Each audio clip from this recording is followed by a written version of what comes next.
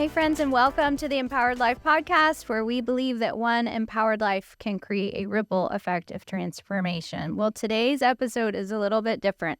And instead of a traditional interview, I want to take you with me behind the scenes on a mission trip that I took with Allies and Youth Development. So I had the opportunity to go with my daughter just a couple months ago, and our role was to meet with local leaders there to capture their stories, which you're going to get to hear about in future episodes, and really just to see firsthand the impact that mentorship and walking alongside the vulnerable is having in the lives of orphans in Peru.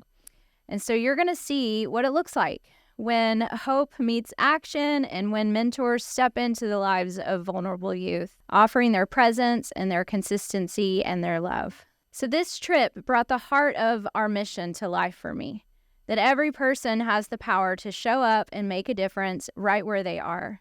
So I want you to come with me as we step into these stories, as we serve together, and we see what empowered life change can look like on the ground. So let's go.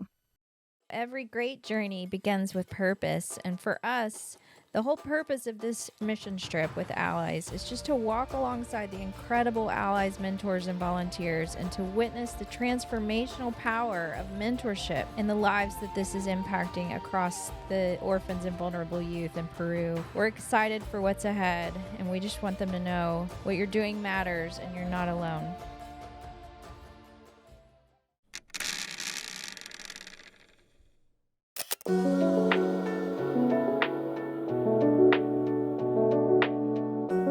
So day one, our journey begins, and we're meeting the team at the airport. And, most of us are actually strangers. We're coming from all over, from Texas, Arizona, Mississippi, and Oklahoma. Most of us don't know each other at all, but that is soon going to change. And in just a matter of days, we're going to become more like family, where we're laughing and praying and crying together and serving together.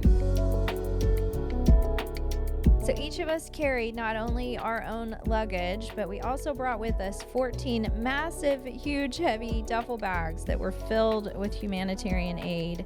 So we brought things like clothes and hygiene and books and toys that we were going to distribute to the orphans and the communities along our way. So really, honestly, every bag represented hope and was packed with so much love and intention. So after hours and a very long day of travel, we finally landed in Lima, Peru. And I think it was close to 1:30 in the morning by the time our heads hit the pillow. And man, we were so tired, but so excited for all that was to come. So our devotion this morning reminded us that we are the light of the world, and we're not here to impress or fix things or do anything else but just be present and to just be a light. And so the morning started with getting to meet and sit down with Simon Gonzalez. So Simon is an incredible person whose story really embodies the power of mentorship. So he was raised in a Peruvian orphanage, and so he knows what it's like to be abandoned and to just feel like you're forgotten. But he also knows what it's like to make a difference in someone else's life, and that is truly what he's doing. So him, and along with his brother, they mentor children in the same orphanage where he once called home. So he took us to the San Antonio orphanage, and this is where he spent many of his years growing up. And some of the same leaders who cared for him as a child are still there today. So this orphanage now shelters around 40 children, most of whom were just recently separated from their families. So Simon understands their pain because he lived it. So we got the chance to paint and play with the kids and just have fun with them. And it was awesome. And we were able to distribute a bunch of supplies, just thanks to incredible donors who gave and packed aid, things like school supplies and games. And we gave each child a necklace. Each mentor got a necklace, and we were able to pray over them and encourage them and just thank them for their sacrifice and the work that they're doing. On the backs of their shirts, it reads, "Empowering Life Change, Empowering Mentors and Orphans for Complete Life Transformation." And man, that's a big statement, but we were starting to see that it is definitely not an understatement in the least. And as the week continued, it was going to become more and more evident.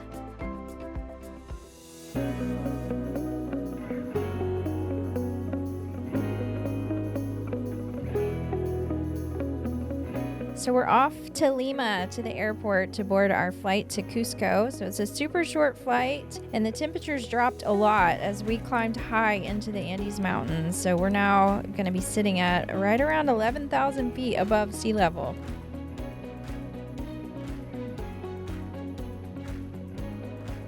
But when we walked out of that airport and caught our breath, I don't know if any of us could really have been prepared for what was waiting for us at the gate. So dozens of allies mentors met us with signs and balloons and cheers and gifts and hugs. These are some hugging kind of people. There was music. I have really never experienced anything like this. They just showered love all over us from the second we stepped off that plane. What we would soon realize is that this was not just them putting on a performance to greet us. This is actually who they are. They were like this every day. The same spirit stayed with them throughout every site, every village, every place we visited. These mentors are so passionate and faithful and full of joy. I was just overwhelmed by this response they gave us. And I just was like, why? Why do they love us so much? Like, what did I do? I felt like I'm here to celebrate you and encourage you, but you're celebrating and encouraging me. And what I realized that it wasn't me that they were loving. What they love is Allies in Youth Development. They love the organization that I was there representing because they've seen that Allies has radically changed their lives and the lives of the children in their communities. And because of that, they were overjoyed with love and gratitude. And I just got to be the lucky one to receive all that affection.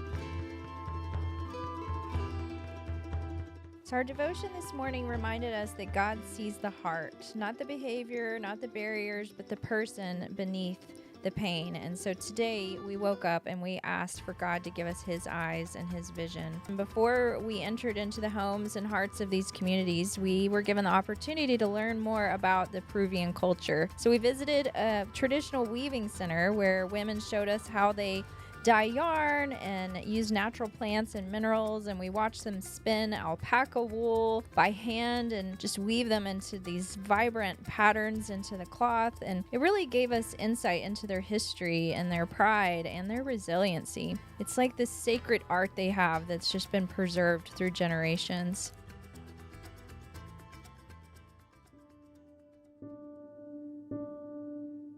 So from there, we visited the Allies Mentoring Program in Chineros, and we were once again met with just overwhelming love and open arms. So the children were so excited to see us and our Allies mentors. They welcomed us with these handmade garlands that they had created and just huge smiles and cheers. They were all dressed in these beautiful traditional Peruvian clothing, such bright colors and just such rich culture.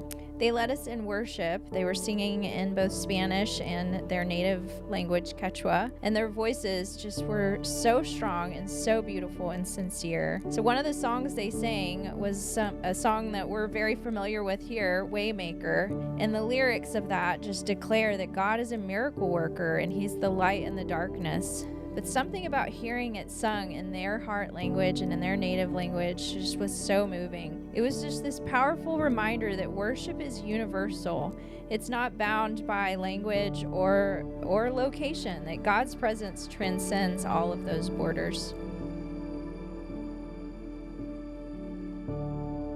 These kids are being poured into with love and consistency, and it was just such a privilege to get to witness that firsthand. So we joined a lesson on oral hygiene that the mentors were giving for the kids, and it's just a simple but really powerful moment. So each child received a toothbrush and toothpaste and a goodie bag, and honestly, you would have thought that we handed them candy. For many of these kids, it was the first toothbrush that they had owned by themselves that they didn't have to share, and so their eyes lit up with excitement as they unwrapped each thing and held it like it was some toy, which was so beautiful and also just heartbreaking at the same time. So this is part of what the Allies Mentoring Program is all about. It's not just how they offer emotional support and encouragement, but they also equip the children with just practical life skills that's going to serve them for years to come. So these are basic lessons that we teach our children here without really even second thought, like how to brush your teeth or how to take care of your body.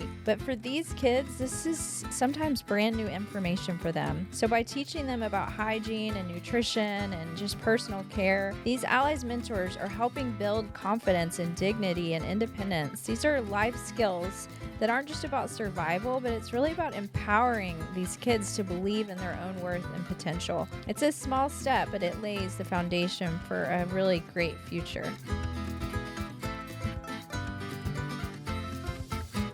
So later we were welcomed into the home of Edith, one of the sponsored children in the Allies program, and actually the girl who our family now personally sponsors. So her family showed us their strawberry fields and their guinea pig farm, which is their main source of income. Meeting Edith face to face was so moving. So the Allies Mentoring Program isn't just about financially supporting someone, it's really about relationships. So these kids get so much. They not only get the supplies they need, but they get another person or another family who's in their corner, someone who's praying for them, encouraging them, and just believing in them. And that day, that's what we got to do for Edith in person. Just to be able to look her in the eyes and tell her that, like, you're seen and you matter and you are loved. It was truly a moment I will never forget. So we ended the day in a beautiful way by gathering around a home-cooked meal that was lovingly provided by a local woman in the community. And really what made it so meaningful is this meal wasn't just for us, it was also for these mentors who just give their time and their heart every day for these kids.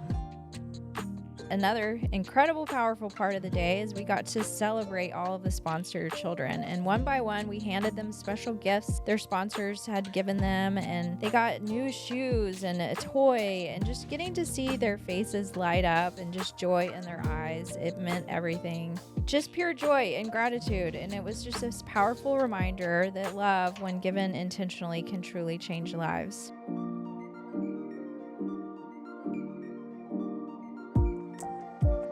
So we're back on the bus, which is becoming our home away from home, and we're just all so deeply moved. The need that we witness is intense, it's real, it's raw, but we also are just seeing this overwhelming joy and love that's being poured out by the mentors.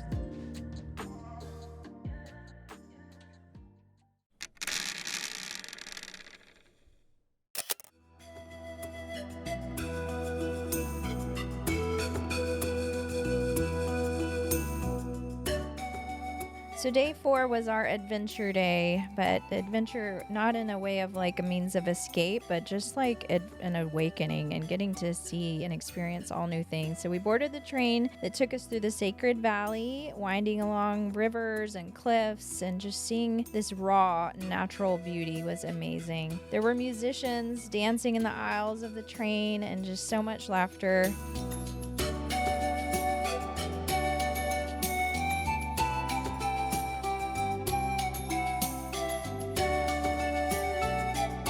And when we arrived in Machu Picchu, it was just this amazing ancient city in the clouds. So it was built in the 15th century by the Incas, and it sits around almost 8,000 feet above sea level. And the crazy part is it was hidden for centuries in the Andes Mountains. It was never even discovered by the outside world until like 1910 or 1911. It was never destroyed. It just simply remained there, untouched and unknown. They call it the lost city of the Incas, but it really was never lost. It was just hidden and protected. And what's so cool is that's kind of the theme that was in our devotion that morning, and that is that there's hidden beauty in what the world overlooks. So as we walked through these ruins, I couldn't help but think about the kids that we had been meeting over the last few days. These are the ones that are tucked away in the most remote villages of the world, often overlooked. And kind of like Machu Picchu, their value isn't always seen at first glance, but man, it is there. So the orphans and the vulnerable youth that we serve, just like these ruins, they carry strength and history and purpose. And the Allies mentors, they're the ones that are climbing the mountains to reach them. They're the ones that are uncovering this hidden beauty just with their presence and with their consistency and with their love. It was such an incredible day, one that I will never forget.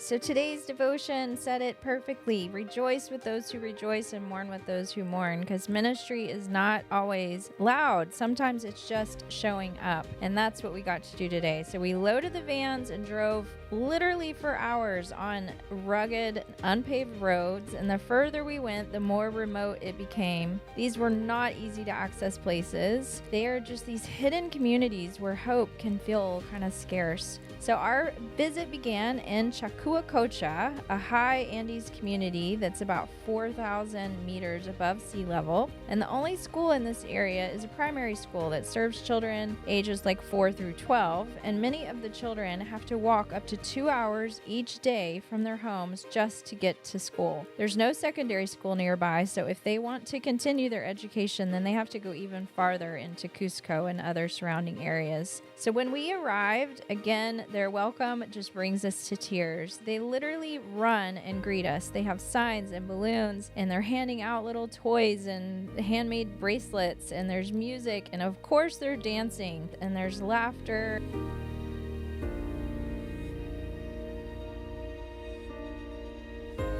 We could not breathe. Elevation was so high, but man, we found a way to still dance. There's no playgrounds here, no stores, no paved roads, just this one schoolroom. But what they do have is love, and what they have is these consistent, powerful allies, mentors that continue to show up in their lives.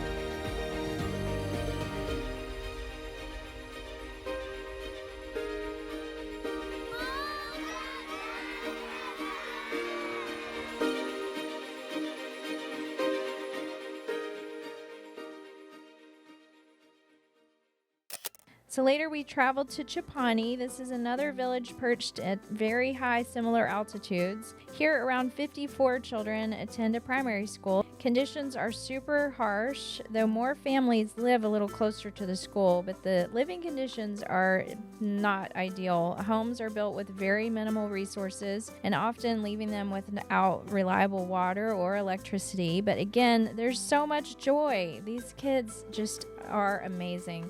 They clung to us, and we got to talk with several of the volunteers who told their stories and just where their heart and passion is for the work that they're doing. Many of them were once orphans themselves or in very vulnerable situations, so they understand the need and they find so much hope and purpose in giving back, and they lead with so much grace and passion. These mentors do this every month, rain or shine. The altitude doesn't stop them, the long journey doesn't stop them, and it's because they believe that every child deserves to be seen and loved and supported. So before we left, we got to pray over the mentors and again just thank them and encourage them and cried with them, because the work they're doing, it's sacred and it is eternal, and it is all just starts with them just showing up.